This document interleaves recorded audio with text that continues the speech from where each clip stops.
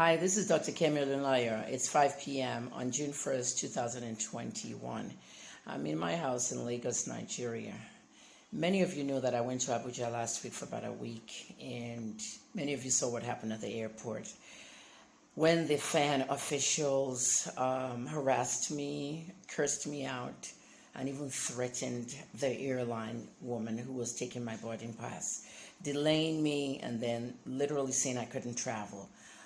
Then they released me to travel, and then I had to run almost 2 miles to the plane via the runway. You saw the video. Today, both my legs are frozen. I already have venous problems. The blood flow in my legs are very slow than the arteries, the arterial blood flow.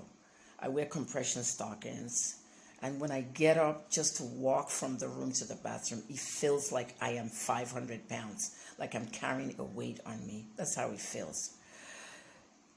What is going on in Nigeria right now is injustice all over the place. Everybody has their own level of injustice, okay? I would deal with FAN and, all the stuff that happened later. My attorney is dealing with some of it. I'm going to speak to Minister Sirika of Aviation about what happened to me, because it should not happen to anybody. I'm 57 next month. I'm an elderly person. I have asthma, and I was forced to run with legs like that and with asthma on a runway to catch my plane. Many of you talk about injustice in Nigeria. Are you getting results? Is anything happening? No. That's because many of you don't speak out. You follow the bandwagon. I ended up in a plane addressing the plane, telling people that don't let injustice happen to you. Some of you have big names, some of you don't. I can give you all the big names I have. Kemi Olunlayo, international journalist. Kemi Olunlayo, investigative journalist from Nigeria. Kemi Olunlayo, Oyo State Governor's daughter. Kemi Olunlayo, granddaughter of Nigeria's first deputy IGP. Yeah, my grandfather was the first deputy IGP, okay, installed by Queen Elizabeth. Kemi Olunlayo, niece to Adekunle Fajui. Name it, I can be anything I want to be in the form of relations now. Daughter of the former First Lady of Oyo State, name it. Now forget all those names. What about you? Do you have a name? Who are you related to? My son Rich KJT was in the airport with me. He can say, yeah, I'm an American citizen. I'm also the grandson of a governor. It's the American citizen that made the difference. They wouldn't have let me get on that plane. Injustice is happening in Nigeria, and all of you are just like watching it happen. Now, some of you are messaging me, telling me that justice is being served by all these assassinations going around. What justice? That's not justice. It's crime. We shouldn't have assassinations in Nigeria. The last time this kind of spate of assassinations happened, during the Abacha era, I was abroad. I was just seeing people were dropping like flies. Some of you are sending me messages. Oh, tell this person. Oh, tell that person. Who? Journalists are being threatened in my DM today. Nigerian Customs, I tweeted them. In fact, Nigerian Customs called this afternoon, and I spoke to them. When you get a threat, you need to speak out. When you see something, you need to say something. You don't keep quiet. If you see something, say something. I did an hour-long Instagram live on this. If you see something, say something. Don't tell me we're not in America, okay? Don't you tell me. Don't you tell me we're not in America. America can't compare Nigeria to themselves. Yeah, I lived there 32 years. We're the greatest country in the world, Nigeria. Nigeria. Does America have the amount of oil we have? Everything America is not it. Those guys wake up looking for the price of oil before they even go to work. What's the price of gas? Guys, wake up. This country is the best country in the world. If you want to make it better, you have to be better. If you see something, say something. You're fearful of police. You have no trust. Police is going to get their own lectures soon. I have a lot of friends in the police. At the end of the day, the most important thing you have to remember today, as I'm talking to you, June 1st, it's a new month. I don't want to see any more assassinations. Those of you abusing me that I was posting potential security risks to the DSS and customs. Oh, you want me to keep quiet, Abby? You don't know how powerful I am as a journalist. You don't know what Osama bin Laden was doing. If a mosque blew up now in Maiduguri, what do?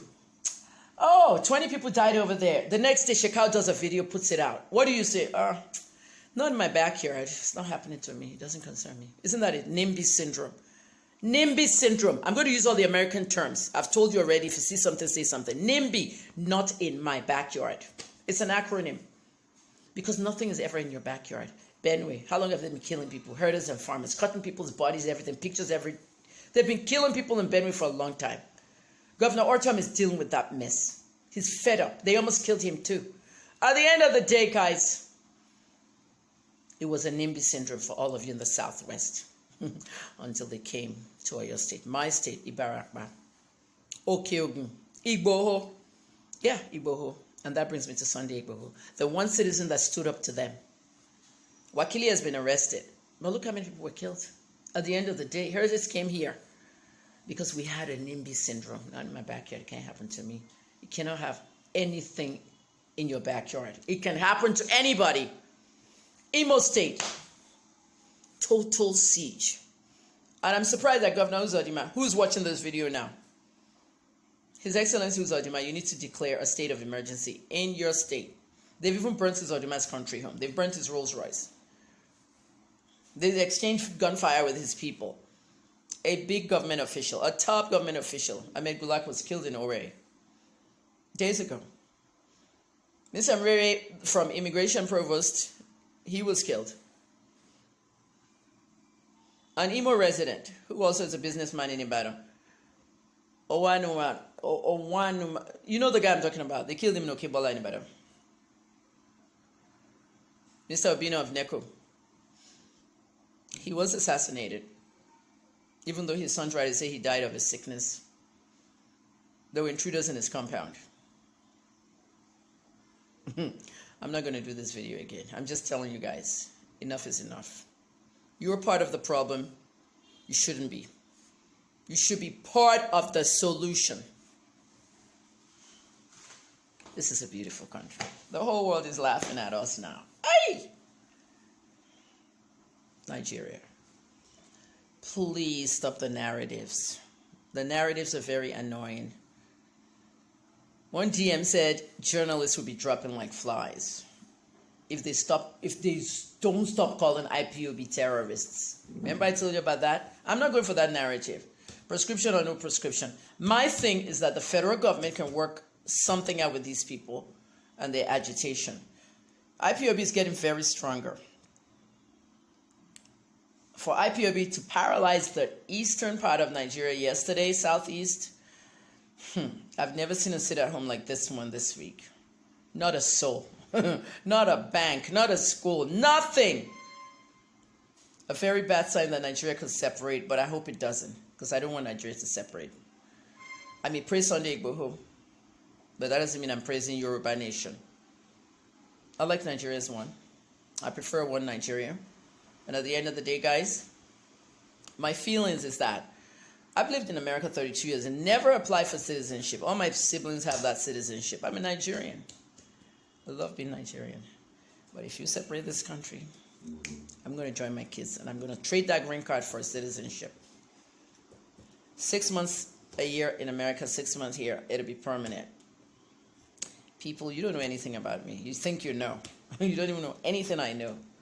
I inform you because I think you should know certain things. But I'm concluding this video, ending this video rather, by telling you guys that you must be part of the solution and not part of the problem. A lot of you are freaking crazy over narratives in the news. Okay? Stop acronyming things like UGM. I'm very sad that the media can do this kind of stuff. The mainstream media, unknown gunmen. First of all, there are no unknown gunmen. All gunmen are known. Police should fish them out and find out who's doing it. We don't have enough police. We ended SARS.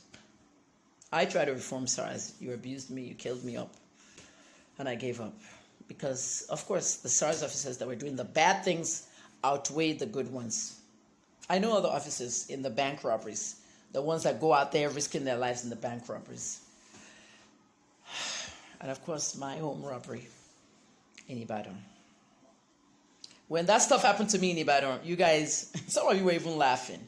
Armed robbers came to my house at 1:25 p.m., June 14th, 2019. They told everybody to lie on the floor, and they took every device and emptied my son's recording studio. 9 new songs were gone. Today, they're doing it again in an estate. This time, they brought a POS machine.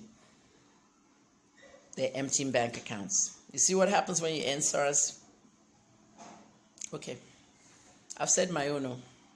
Oh, Nigerian Customs called me this afternoon, by the way. Just had a brief chat with them that they should beef up security. As far as I'm concerned now, the hotel I stayed in Abuja, they had metal detectors at the door. Everybody, every bag must go through, like airport. Nigerian Customs, Nigerian Immigration.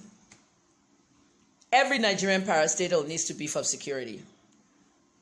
Some people are angry out there and they're shooting up people. I want to say rest in peace to Justice Naji. Stanley Naji died.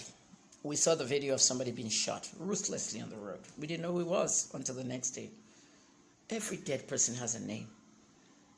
The dead must never be forgotten. They must always remain in the news.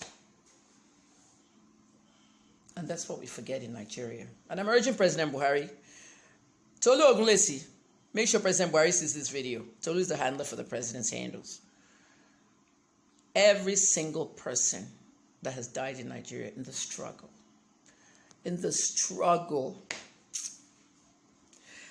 everyone that has died in the struggle since I came home 9 years ago, may they rest in peace. It hurts me because I spent 32 years in the U.S. covering mass murders, mass shootings, drug shootings, name it. 13 murders I helped Toronto police solve by being a community volunteer and working at homicide in intelligence. You heard them. They said it when I left Canada. If there was a mass shooting and we covered it in America, by 6 o'clock, I covered 2 school shootings. By 6 o'clock, there's a collage of the people that were killed in the school. But in Nigeria, if there's a shooting, if there was some kind of shooting, any kind, we don't see the victim's face at the end of the day. A bomb, an explosion, nothing. The police should ask the families, give us a photo of who died. Nobody does that. The police said they're underpaid. We hear a lot of horror stories. This is the same thing I go through saying, I have no money to run journalism independently. I depend on grants and donations. Grants went down because of the COVID economy. Most of the journalism grants in dollars come from America, but the COVID economy lessened that. So you have to depend on people. Premium Times, Home Angle, Guardian, everybody begs for donations. And that's why I do the same, because you can't do everything by yourself. You sometimes have to ask for help. Focus on the bigger picture. And that was my big hashtag at the beginning of the year. Be focused, Nigeria. Don't get sucked up in the excitement. UGM, unknown gunmen, unknown. Please don't use that phrase again, UGM. Just say gunmen. You're in the media, gunmen is enough. IPOB militants is better than IPOB terrorists. Don't declare anybody a terrorist, regardless of what the president has prescribed them or whatever. And President Buhari, please address the nation. Have a media chat. Let the media talk to you. And those of you who say President Buhari is dead, he's not dead. Please. I know Nnamdi Kanu said it, okay? But he's wrong. The president's alive. Make sure you watch my interview with NTA tonight at 8 o'clock and at 8:30. It's going to repeat twice. NTA, channel 419. I'm still fighting that 419 thing. You know, DSTV is not backing down. I don't like NTA in channel 419. Okay, it makes Nigeria look bad. 419 is for fraud. South Africa doesn't have to put us on 419. Share you here. Thanks for listening, guys. Kemi Olunlayo, Lagos, Nigeria, June 1st, 2021. Happy New Month.